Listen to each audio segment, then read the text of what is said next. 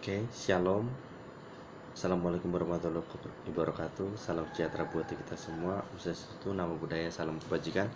Buat teman-teman semua yang menempuh mata kuliah filsafat hukum yang diampu oleh saya, pertama-tama saya minta maaf karena saya nggak berpakaian kemeja rapi sama seperti biasanya. Tapi jangan melihat dari pakaian saya, tapi dilihat dari muatan materi atau yang akan saya sampaikan. Jadi buat teman-teman semua terkait dengan COVID-19 atau sering kita sebut dengan virus corona itu, sehingga membuat kita tidak bisa tatap muka. Nah, untuk itu nggak waktu untuk tatap muka kurang lebih beberapa bulan ke depan kita nggak akan tatap muka dan kita harus melewati UTS. Mungkin UAS nanti kita akan ketemu untuk tatap muka, tapi untuk UTS-nya tidak, sehingga mau nggak mau saya harus mengambil penilaian dari UTS. Jadi untuk penilaian UTS dari saya, nanti teman-teman boleh membuat tugasnya itu bebasnya itu dalam artian teman-teman melakukan penalaran. Misalnya kayak kemarin saya memberikan kajian dalam pasal 362 KUHP mengenai tindak pidana pencurian. Yang bunyinya barang siapa mengambil suatu barang yang seluruhnya atau sebagiannya kepunyaan orang lain dengan maksud untuk memiliki, komponen yang dengan maksud itu akan menjadi permasalahan hukum yang kemudian analisis.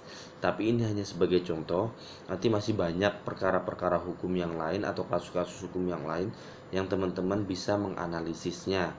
Kajiannya bebas, bukan hanya letak pada substansi hukumnya saja, artinya bukan hanya letaknya pada permasalahan undang-undangnya saja, tapi juga boleh dalam struktur maupun budaya penegakan hukumnya.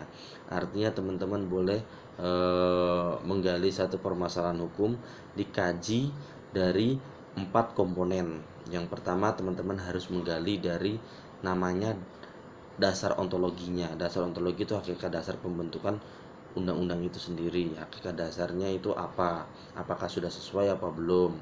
Terus yang kedua berkaitan dengan ratio legis.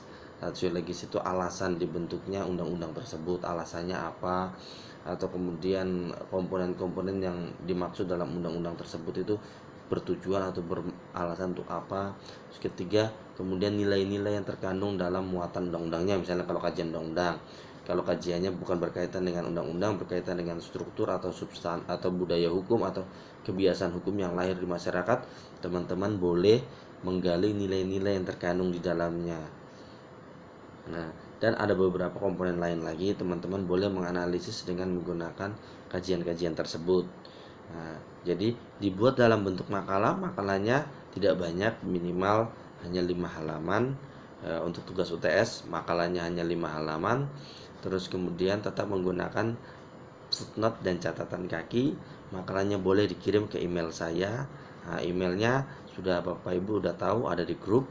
Terus kemudian setelah kirim ke email saya makalahnya, terus kirim video presentasinya yang akan menjadi penilaian untuk UTS nanti. Oke, jadi videonya durasinya minimal 5 menit.